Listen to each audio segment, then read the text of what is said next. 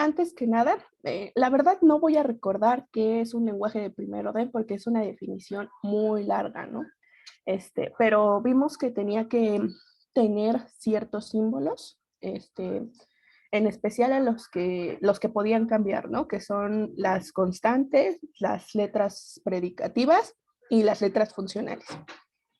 Esas pueden cambiar de lenguaje de primer orden a lenguaje de primer orden, pero hay unas que siempre aparecen, que son la negación, la implicación, el para todo, los paréntesis, esos que siempre están, ¿no? Y pues también vimos las reglas de formación. Ahora, suponiendo que tenemos un lenguaje de primer orden, sea L, un lenguaje de primer orden, ¿vale? Lenguaje de primer orden.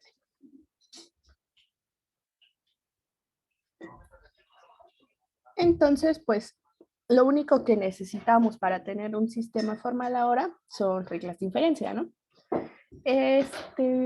Entonces, pues, básicamente, a cualquier sistema formal que tenga un lenguaje de primer orden, vamos a llamarlo sistema formal de primer orden, ¿no? Entonces tenemos un sistema formal de primer orden y un conjunto de reglas de inferencia, ¿no? Así nada más. Esto nada más, recuerden, es para denotar que no importa cuántas reglas de inferencia sea, podemos tener una infinidad de reglas de inferencia y no pasa nada, ¿no? Entonces, si tenemos un lenguaje de primer orden, a este sistema formal vamos a llamarlo de primer orden, un sistema formal de primer orden. Entonces, es un sistema formal de primer orden.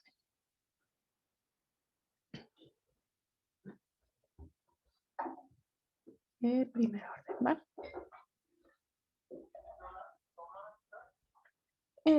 Y lo que sí vamos a agarrar, van a ser reglas de inferencia, unas reglas de inferencia. De hecho, vamos a tener ahora dos reglas de inferencia.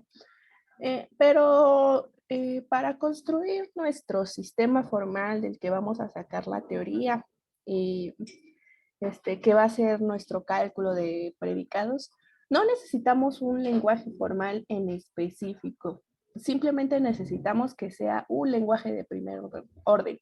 Entonces, si se dan cuenta, por cada lenguaje de primer orden vamos a tener un sistema formal de primer orden y una teoría que nos va a servir como cálculo de predicados, ¿no? En el CE teníamos solo una, que era un sistema formal y una teoría.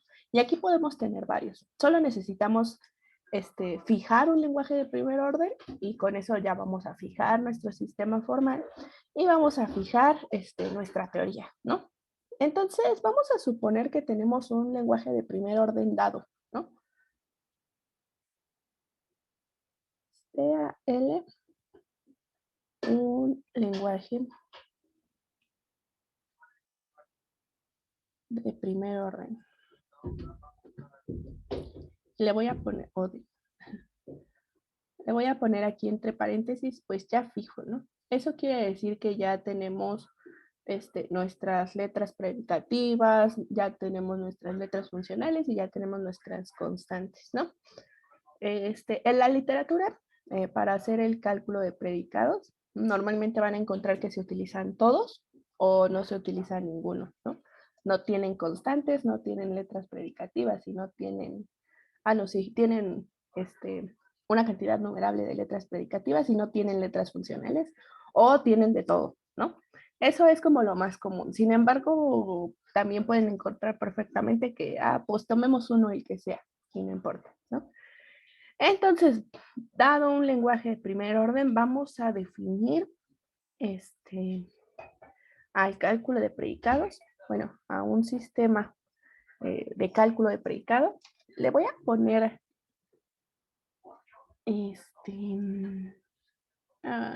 ¿cómo le voy a poner? No me gustaría ponerle CP, porque CP va a ser la teoría. Vamos a ponerle SPS. Ese va a ser nuestro sistema formal que va a tener este lenguaje de primer orden y vamos a tener solo dos reglas de inferencia, ¿va? Regla de inferencia le vamos a poner MP que ustedes ya la conocen, y a otra le vamos a poner gen. Esta es nueva, ¿no? Recuerden que estas pues tienen que ser relaciones de fórmulas bien formadas, ¿no? Donde recuerden que L pues es un conjunto de símbolos y un conjunto de fórmulas bien formadas, ¿va? Modus ponens ya la conocemos, pero vamos a recordarlas nada más, ¿no? Modus ponens es una relación de 3 argumentos, ¿no? Es decir, y cada vez que ustedes tienen alfa y tienen que alfa implica beta, también van a tener beta, ¿no? Todas estas están en la relación modus ponens, ¿no? Para todo alfa y beta, fórmulas bien formadas, ¿vale? No creo que nadie tenga duda con modus ponens ahorita. Y generalización es la que nos hace falta.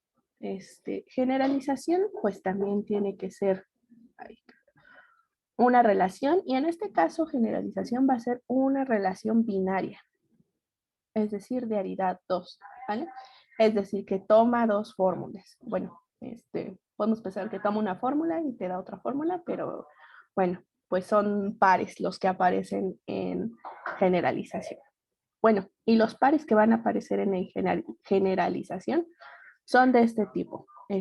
Si yo tengo una fórmula alfa, entonces voy a poder obtener para todo x y con y cualquiera, la que sea, no importa, alfa.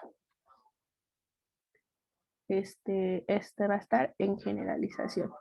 Esto pues nada más estoy utilizando alfa, una fórmula bien formada, la que sea, y x y una variable, la que sea, ¿no? Le voy a poner así, ¿va?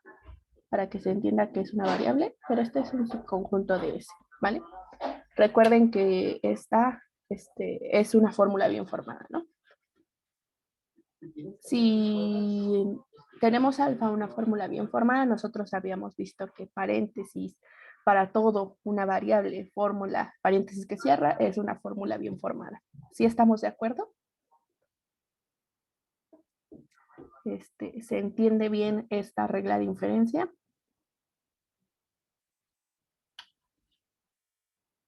¿Qué significaba lo último que dice bar? Significa que x y es una variable. Ah, ya. Que era gen. Gen es nuestra nueva regla de inferencia. Ahora tenemos dos reglas de inferencia. En C solo teníamos modus ponens, ¿no? Entonces, en PS vamos a tener modus ponens y esta nueva regla de inferencia que se llama, bueno, la abreviamos como gen, pero se llama generalización. Generalización. Ah. Eso sería como una propiedad que cumplen las X y. Sí, cuando veamos un poco de semántica, sí vamos a ver que lo que nos está diciendo esta regla de inferencia, así como modus ponens, ¿no? Ustedes dicen, pues si tenemos una implicación y tenemos que el antecedente se cumple, pues el consecuente se debe de cumplir. Aquí lo que está diciendo más o menos generalización es que si tienen una fórmula que no habla de nadie en específico, entonces la pueden generalizar a todos los elementos o a todos los objetos de su universo. Y eso lo hacen todo el tiempo, ¿no? De hecho, a algunos de ustedes les cuesta trabajo porque pues es completamente normal. Cuando hacen una prueba para ver, para todo natural se cumple que tal cosa, ¿no? ¿Qué es lo que hacen? Agarran un natural, el que sea, sin ninguna propiedad en específico y dicen, pues vamos a ver que se cumple. Y ya hacen su prueba y, sí se cumplió para este natural. Entonces se cumple para todos los naturales. Eso es esta regla de generalización. Es lo que están haciendo. Toman uno sin ninguna propiedad en especial. Es lo que más o menos dice aquí. Y lo generalizan, ¿no? Si se cumple para uno sin ninguna propiedad especial, entonces se cumple para todos. Más o menos es la idea de generalización. Está un poco guanga, pero bueno, se va a entender si siguen estudiando esto con el tiempo. Más o menos, sí me creen que sí lo usan, que ahí Sí. está, más o menos, ¿no? Está un poco raro, pero sí, sí. Y pues sintácticamente, pues nada más son estos símbolos, ¿no? Que si yo tengo una fórmula bien formada y le pongo un para todo, una variable y paréntesis, pues eso también lo puedo obtener, ¿no? Eso es una fórmula bien formada y se puede obtener en nuestra lista, ¿no? Que van a ser inferencias. Muy bien, entonces ahora ya tenemos un sistema formal de primer orden. A cualquier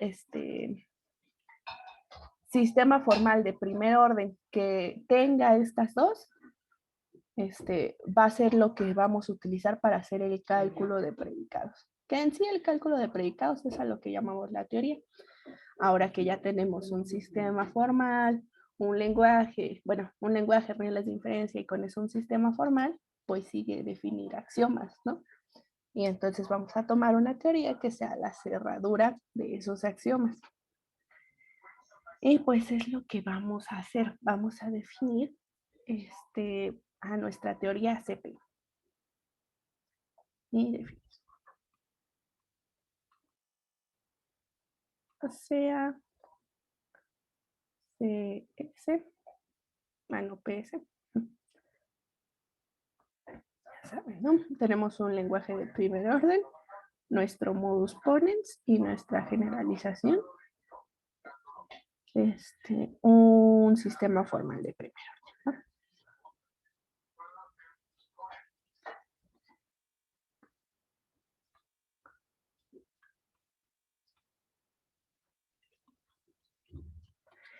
Y de la misma manera que hicimos con CE, vamos a definir los axiomas por subconjuntos o por tipos, ¿no? Y pues no debe de sorprender mucho que vamos a tener unos tipos de axioma unos, una vez definimos.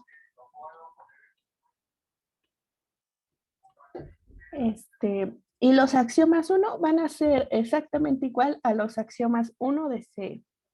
Es decir, que este va a ser un esquema, es decir, muchos axiomas que solo tienen que cumplir con esta forma, ¿no? Y esa forma es que alfa implica, bueno, no voy a usar los paréntesis externos, alfa implica que beta implica alfa, ¿no? Esto para cualesquiera fórmulas bien formadas de PS, ¿no? Ojo, aquí ya es PS. Entonces aquí ya no van a tener como P1 implica que P2 implica que P1, ¿no? En lugar de eso van a tener una letra proposicional, por ejemplo. Van a tener que para todo alfa implica que PX1, X2 para todo alfa, ¿no? Estas fórmulas bien formadas ya son de más estilos, ¿no? Pero el esquema sigue siendo el mismo, no cambia. Para el axioma 2, igual van a ser los axiomas que, el mismo esquema de axiomas que teníamos para CE, ¿no? Si nosotros tenemos que alfa implica que beta implica gamma, ahí sí paréntesis, entonces pues la implicación como que se distribuye sobre la misma implicación, ¿no? Alfa implica que beta implica que alfa implica que gamma. Para todo alfa, beta y gamma, fórmulas bien formadas de CP, ¿no? Entonces, pues lo mismo, la misma observación que en el anterior. Y el axioma 3, pues igual, mismo esquema, ¿no? Si tenemos que no beta implica que no alfa, implica que no beta implica alfa, implica beta. Y me sobra un paréntesis aquí. Esto para todo alfa y beta, fórmulas bien formadas. Ahí está. Aquí pues no hay mucho que decir, ¿no? Pero pues como tenemos más símbolos, también vamos a tener más axiomas, ¿no? Y axiomas que hablen de esos símbolos. Axioma 4. Estos axiomas ya de aquí para acá, ya no los voy a poder escribir tan formalmente como estos, que están perfectamente bien escritos y se entienden, Porque necesitamos utilizar otra definición que la verdad no les voy a dar porque no se va a entender de todos modos. Y nada más les voy a dar la idea de qué significa esto para que los axiomas queden como más o menos claros, ¿no?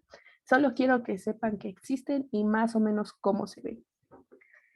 El siguiente, bueno, los siguientes tipos de axiomas pues también van a ser esquemas, ¿no? Son subconjuntos de fórmulas bien formadas. Y pues son muchos axiomas, ¿no? No son solo un axioma, son esquemas como estos. Y el primero es de este tipo. Para todo x, y voy a escribir esto que ahorita no tiene sentido, voy a escribir ahorita qué significa alfa t, ¿va? Esto para toda alfa, fórmula bien formada, y ahorita voy a seguir escribiendo lo que quiere decir todo esto. Primero, este alfa con paréntesis y una variable, formalmente pues no es una fórmula bien formada, ¿no? Nosotros nunca dijimos que esto fuera una fórmula bien formada. Sin embargo, esto está representando algo que sí es una fórmula bien formada. Y lo que quiere decir es que xy, la variable xy, recuerden que es una variable porque pues aquí está después de un para todo, debe ser una variable, que esta variable aparece en esta fórmula alfa. Eso es lo que quiere decir esto. Alfa es una fórmula bien formada en la que tiene que aparecer x, ¿vale? Esa es la primera como de las cosas. Y lo otro que le vamos a pedir, y de la misma manera, ¿no? T aquí es un término. Voy a utilizar T para denotar a los términos y quiere decir que este término aparece en alfa. Y aparte le voy a pedir a esto que T es libre para X. T es libre para X en alfa X. Esta definición de libre no la voy a dar ahorita, solo les voy a dar como una idea.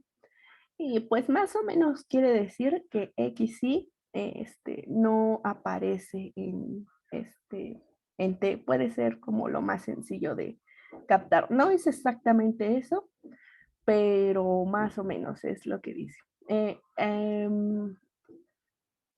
Bueno, si siguen estudiando esto, van a ver qué es lo que es un alcance de cuantificador. Eso quiere decir qué tanto afecta el cuantificador a la fórmula, ¿no? Por ejemplo, este cuantificador pues está hablando de toda esta fórmula. Si los paréntesis llegaran hasta acá nada más, pues nada más hablaría de esta fórmula. Y que una fórmula sea libre, digo que una variable sea libre quiere decir que pues está bajo el cuantificador, ¿no? Que el cuantificador la atrapa en la fórmula.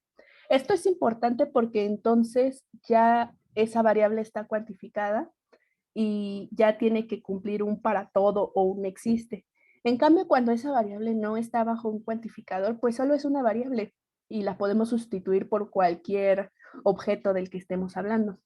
En ese caso, pues decimos que es libre para, no está bajo el efecto de un cuantificador, ¿no? Entonces, T es libre para X y en alfa X y más o menos tiene que ver con eso, pero pues con las apariciones de esta variable en este término, ¿no? Más o menos es una idea. Hasta ahí le vamos a dejar. Este es nuestro axioma 4, ¿no?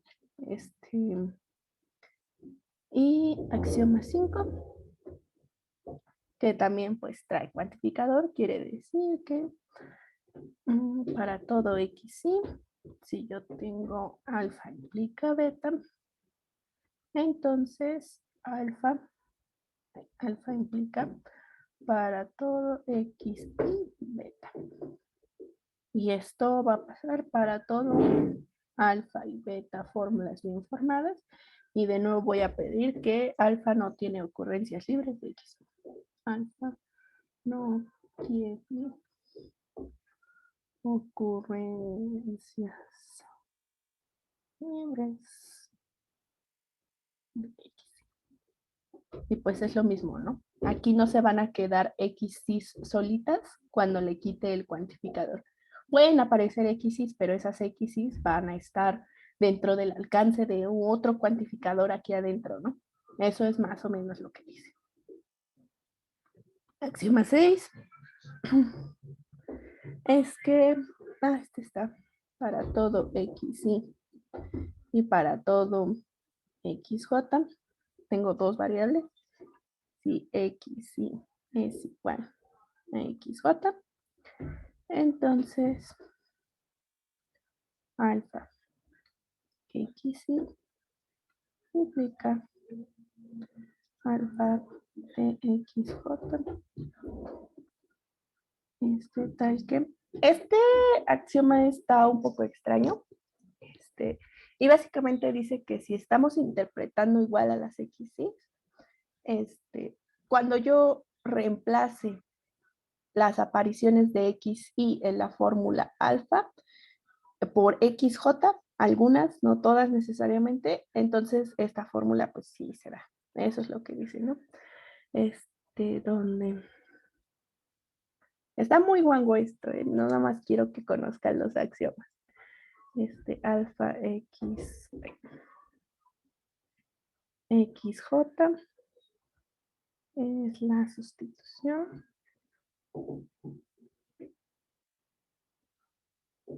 de algunas ocurrencias de XY por XJ en alfa X, ¿no? Y mi último axioma, que ese sí no van a tener ningún problema con él. Para todo XY, XY es igual a XY. Para toda XY variable. Ahí está. Y ya esos son nuestros axiomas. Quiero que noten algo. Estos dos axiomas suelen no aparecer porque hablan de la igualdad. Si en nuestro sistema formal, bueno, si en nuestro lenguaje de primer orden, sí le dimos un símbolo a la igualdad, entonces hay que incluir estos dos axiomas para que definan correctamente a la igualdad, qué es lo que esperamos de la igualdad, ¿no? Sobre todo es súper importante para definir a la igualdad. En cambio, si en nuestro sistema formal no tenemos un símbolo para la igualdad, pues entonces podemos no poner estos axiomas o sustituirlos con la letra proposicional que esté representando a la igualdad, ¿no? Si es que tenemos una letra proposicional, si no la tenemos, pues no pasa nada. Pero los axiomas, así que siempre van a aparecer en todos lados, son estos, del 4 al 5, ¿vale? Y entonces, nuestra teoría CP va a ser la cerradura deductiva, el axioma 1, unión axioma 2, unión axioma 3, unión axioma 4, lo voy a escribir todo. Axioma 5, axioma 6 y axioma 7, ¿va? Cuando hagamos la cerradura deductiva de todo esto, esa va a ser la teoría que va a ser el cálculo de predicados. Y bueno, ese cálculo de predicados, o ya no vamos a ver eso, pero cumple con varias de las propiedades que habíamos visto. Es consistente, es correcto y completo respecto a cierta propiedad de la que vamos a hablar ahorita. Sus axiomas de la misma manera son independientes que CE. Y pues tiene ahí varias cositas. Sin embargo, no es exactamente igual a CE. Bueno, no tiene las mismas propiedades que CE, porque CE tiene una propiedad que no hablamos mucho de ella, pero que sí es importante, que es que tiene las tablas de verdad. Es decir, tenemos una manera de saber cuándo una fórmula es un teorema o no. Tenemos una manera efectiva, tenemos un algoritmo para saber cuándo un teorema es una fórmula o no. Simplemente hacemos su tabla de verdad. Si es una tautología, Entonces, sí es un teorema. Y si no es una tautología, no es un teorema. En cambio, en CP no tenemos ese método efectivo para saber si una fórmula, la que sea, es un teorema o no es un teorema. Y ya, pero de ahí en fuera comparten muchas propiedades. ¿Va? Esto es todo lo que vamos a ver de sintáctica. Ya hasta aquí se nos acabó la sintáctica y vamos a enfocarnos en las fórmulas como tal, cómo escribir fórmulas y qué es lo que quieren decir ya de aquí para adelante. Ya esto nada más era como para que supieran, pero como continuación de lo que vimos de sistemas formales y de las teorías y de la cerradura deductiva, ¿no? Yo creo que aunque no entiendan todos estos axiomas, es natural que siga esto, ¿no? Y pues ya en un curso más avanzado todo eso sí se ve. ¿Alguien tiene alguna duda respecto a todo esto?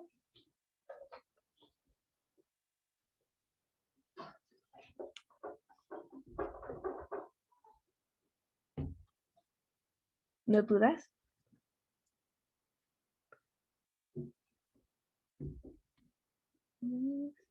Ok. Muy bien, entonces ya, a ver, alguien escribió algo y dice que no entendí muy bien los axiomas, la verdad. Sí, no se van a entender. No se van a entender porque necesitamos entender bien este concepto de qué es que una variable sea libre respecto a una fórmula, respecto a un término, la sustitución de la que hablé, todo eso, pues tendríamos que definirlo formalmente. Sin embargo, ahorita no lo voy a hacer porque no, pues no va a servir. O sea, como no vamos a ver la consistencia y la correctud y la completud y todo eso, no tiene mucho sentido que lo haga.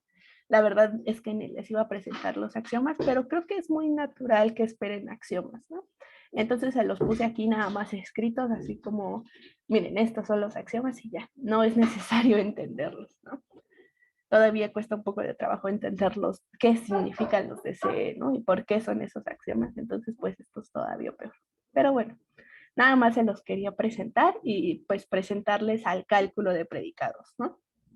Este, este cálculo de predicados se estudia en lógica 2. Entonces, pues, si quieren saber más de él, pueden tomar lógica 2. Ahora, lo que sí vamos a ver es a las fórmulas como tal, de un lenguaje de primer orden. Vamos a tomar un L en lenguaje de primer orden, ¿va? Y vamos a hablar un poco de qué quieren decir estas fórmulas en general para cualquier lenguaje de primer orden, ¿no? Este, tomemos un lenguaje de primer orden, el que sea, y ya tenemos una diferencia muy marcada con nuestro lenguaje de CE, ¿no? ¿Por qué? Porque tenemos esta cosa, tenemos fórmulas de este estilo,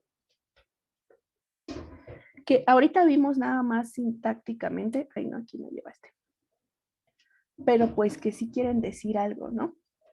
Para los que vieron el video de Juan, pues más o menos ahí Juan les explica de qué estamos hablando. Y hay dos cosas muy importantes que hay que recalcar. Y la primera es que está hablando de un para todos, pero para todos quienes, ¿no? Eso es como la primera cosa que hay que ver. Pensemos en una oración de este tipo, ¿no? De hecho, es una de las que pone Juan es un ejemplo. Todos los hombres son mortales, ¿no? Es súper clásico. Todos los hombres son mortales. Y Sócrates es mortal.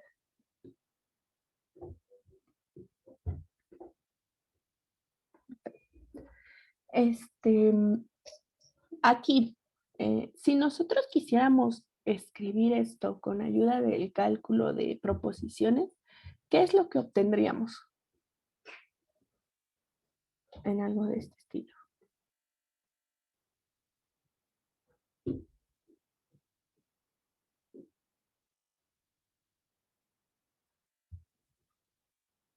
¿Cómo escribirían esto en CE?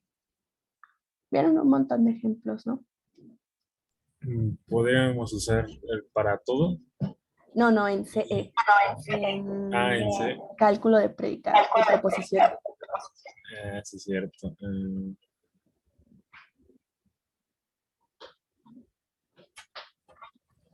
Podría ser si, si X cumple con ser hombre, entonces X cumple con ser mortal. ¿No? Si X cumple con ser hombre, entonces X cumple con ser mortal. Pero eso no se puede escribir en CE, ¿no? Porque ahí ya estamos hablando de una X que es una variable. Eso tendríamos que escribirlo aquí en un lenguaje de primer orden. Pues no hay mucho a dónde moverse realmente. Tendríamos que hacer que todo esto fuera nada más una letra proposicional. A ver, alguien dice algo. Como alfa, entonces beta. Sí, ajá, sí, como lo que vimos anteriormente, ¿no? Pues nada más podría ser una letra proposicional, no hay nada más donde moverse, porque en C solo vimos nos e implica, ¿no? Y fórmulas bien formadas. Y con los ejemplos que ustedes estuvieron viendo con Juan de cómo, si los perros son tal cosa, entonces pasa tal cosa, ¿no? Y aquí tenían una letra proposicional, implica otra letra proposicional. Y aquí pues no hay una negación ni una implicación, ¿no? Entonces esto quedaría como una simple letra proposicional. Sin embargo, nosotros podemos ver que tiene mucho más estructura que solo una letra proposicional, que al final este también va a quedar como otra letra proposicional y no vamos a poder dar ninguna relación entre ellos y al final sí tienen relación, ¿no?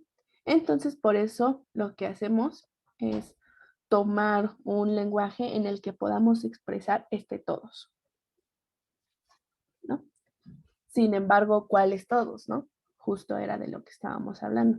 Entonces, ahora nosotros ya sabemos que sí podemos expresar esto en primer orden, ¿no?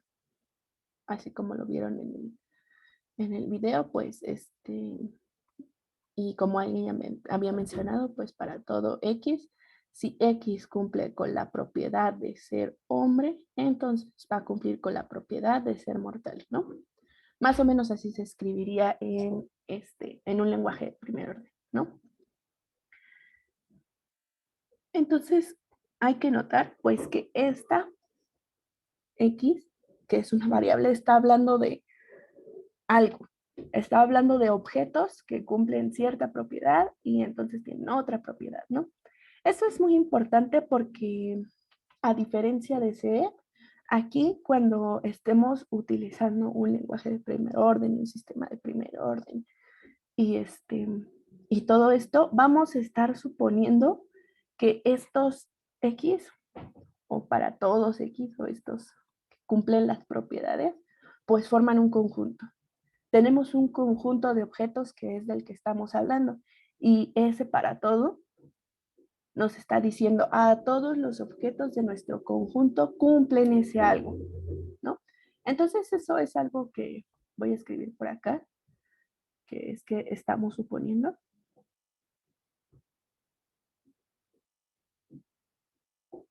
Un conjunto de objetos, ¿no? Que es sobre el que estamos hablando. Esas variables están hablando de cosas en este conjunto de objetos, de estos objetos. Y en general, ahora todas las fórmulas van a estar hablando de esos objetos. Eso es una diferencia muy, muy importante entre el lenguaje de proposiciones y el de primer orden. En el lenguaje de proposiciones no teníamos nada similar a esto. Entonces, ahora vamos a regresar tantito al lenguaje de primer orden. Nosotros, ¿qué teníamos para el lenguaje de primer orden? Teníamos constantes, teníamos letras funcionales con cierta edad y teníamos también letras predicativas, ¿no? Bueno, se las voy a poner con mayúscula. P1N hasta PNN y seguía, ¿no? Y lo demás, pues como que ya sabemos cómo interpretarlo. El no se interpreta como una negación, el implica se interpreta como si el antecedente es falso y o el consecuente es verdadero, entonces pues nuestra implicación va a ser verdadera, ¿no? Entonces, ¿cómo vamos a interpretar esto? Los vamos a interpretar respecto a este conjunto de objetos. Ay, qué se me fue. Entonces, una constante, todo esto es intuitivo, ¿eh? Vamos a pensarla como un elemento de este conjunto de objetos. Estas constantes eh, van a pertenecer a este conjunto, vamos a ponerle a este conjunto de objetos, ¿no? Eso es lo que están representando. Elementos en este conjunto de objetos. Un objeto. Estas letras funcionales, ¿qué es lo que van a representar? Ah, pues van a representar funciones en este conjunto de objetos. Y estas letras predicativas van a representar relaciones,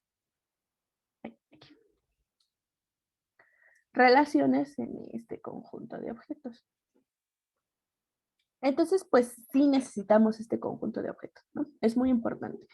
Cuando nosotros hablamos, cuando nosotros tenemos un sistema formal de primer orden, estamos a la hora para interpretarlo, no nos basta con nada más verdaderos y falsos. Necesitamos un conjunto de objetos para poder decir si nuestras fórmulas son verdaderas o falsas respecto a este conjunto de objetos.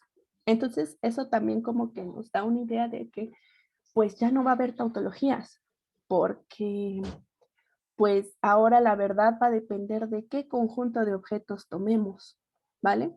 ¿Se entiende más o menos eso que expliqué?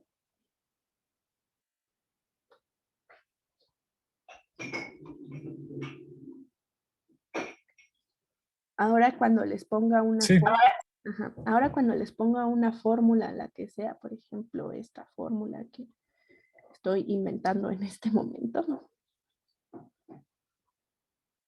X, X, J. Pues ustedes si les pregunto, esta fórmula es verdadera o falsa, pues ya no me pueden decir, ¿no? Ya no les basta con una tabla de verdad para decir, si es verdadera o es falsa. Necesitan suponer un conjunto de objetos y sobre ese conjunto de objetos y cómo den valores a estas X, a esta X y a este XJ y a tenemos que saber quiénes son estos para decir, sí, lo que dice esta fórmula sí es verdadero o no, lo que dice esta fórmula no es verdadero, ¿no? Entonces, vamos a ver en la siguiente clase varios ejemplos de fórmula con universos o bueno, dominios se llaman. Vamos a dejarlo en universos que ustedes ya conocen, como los naturales, como los reales, y vamos a tener ciertas constantes, ciertas letras funcionales y letras predicativas, así como el cero, el uno, sumas, productos, menor, igual, relaciones que ustedes conocen, y vamos a interpretar fórmulas así escritas bien, y vamos a ver qué dicen y vamos a ver que en unos universos, en unos dominios van a ser verdaderas y en otros van a ser falsas. Entonces va a depender mucho de qué conjunto estemos hablando en la interpretación para decir cuál es su valor de verdad, de cierta manera, ¿no? Entonces, pues, les hago una pregunta. Ahora, si no tenemos algo parecido a las tautologías, entonces, ¿contra qué creen que sea correcto y completo nuestra teoría CP?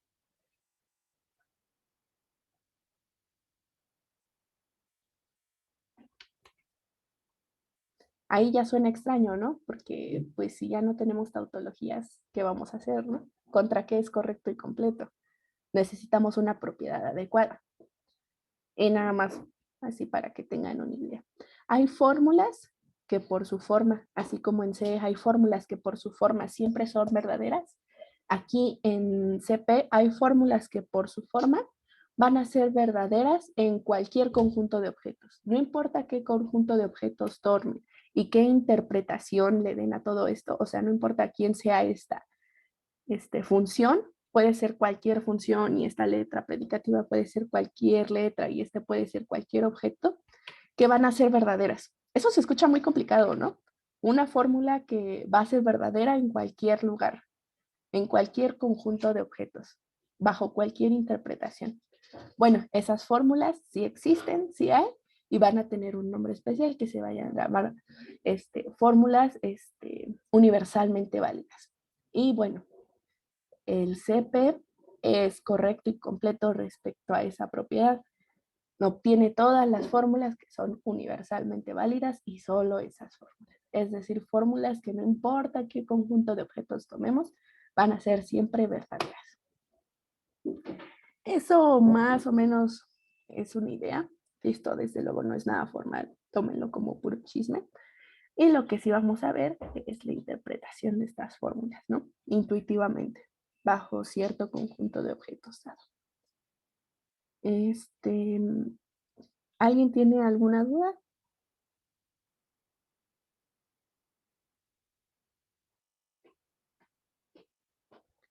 ¿Dudas?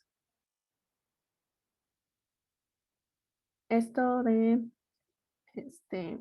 las interpretaciones, vamos a ver ejemplos. No lo vamos a ver formalmente, pero vamos a ver muchos ejemplos y espero que con eso puedan, pues más o menos generalizar para que entiendan intuitivamente qué es una interpretación, ¿no?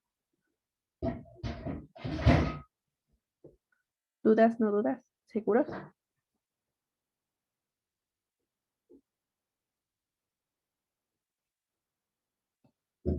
Por ahora todo bien. Ok. Bueno, hasta ahora aquí vamos a terminar.